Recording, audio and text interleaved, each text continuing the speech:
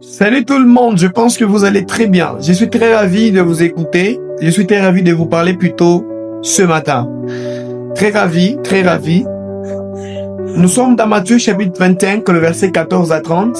Là-bas, la Bible nous parle de l'histoire de talents, ou la parabole des talents. Un maître qui devrait partir a donné 5 talents à ses serviteurs.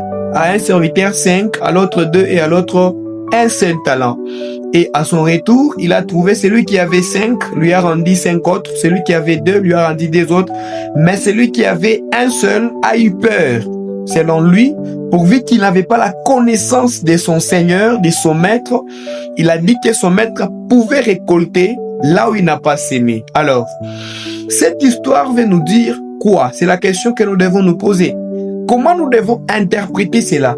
Parce qu'en réalité, si nous disons que c'est les jugements derniers qui va juger les méchants et les bonnes personnes, là nous avons tort.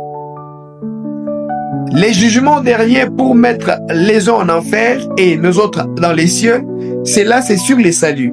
Quand quelqu'un a les saluts, va au ciel. Celui qui n'a pas les saluts, ira en enfer. Là-bas, c'est un problème des œuvres. Le talent, ce sont les dons, le ministère, quelque chose, la possibilité, c'est que Dieu t'a donné. Ça va? Et la possibilité, c'est que tu dois servir avec les seigneurs. Mais cela ne veut pas dire qu'on doit te juger pour l'enfer. Non, plutôt, on donne ces jugements-là, c'est pour le récompense. Je note très bien que la parabole des talents parle des récompenses. C'est-à-dire, quand tu as un don, quand tu as un ministère, tu dois le faire travailler, tu dois le faire valoir, afin que lorsque le Seigneur va revenir, hormis les saluts que tu as, ça te garantit déjà le ciel. Le salut te garantit déjà le ciel. Maintenant, dans le ciel ou dans le royaume de Dieu, qu'est-ce que tu dois faire? Qu'est-ce que le Seigneur attend de toi? C'est travailler maintenant, faire les œuvres. Et c'est ça, ces jugements. C'est pour le couronnement. Celui qui avait 5, on lui ajoute des responsabilités dans le royaume de Dieu.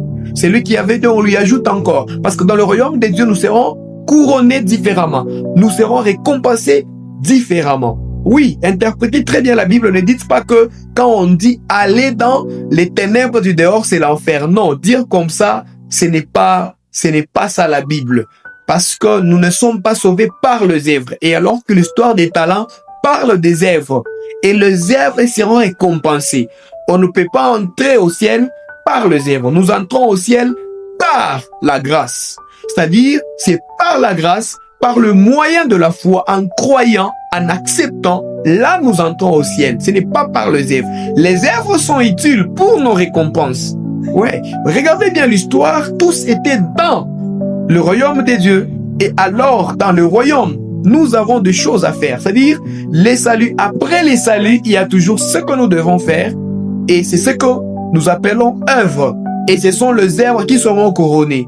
Les pasteurs tout le monde sera couronné. Il y a la couronne de vie qu'on va donner à tout le monde, à ceux qui ont les saluts. Et déjà, quand tu as les saluts, tu ne le perds pas.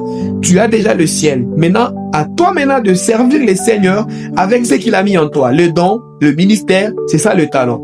Et même l'histoire des boucs, chèvres là, vous devrez mettre ça en tête. Ce n'est pas un problème d'enfer.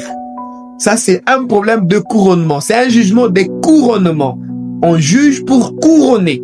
On ne juge pas pour jeter en enfer, non. Voilà, il y a de couronnes. Chacun aura de couronnes, des récompenses au ciel. Que le Seigneur vous bénisse. Paix et grâce sur vous. Je suis très ravi de vous parler sur ce point. Merci beaucoup.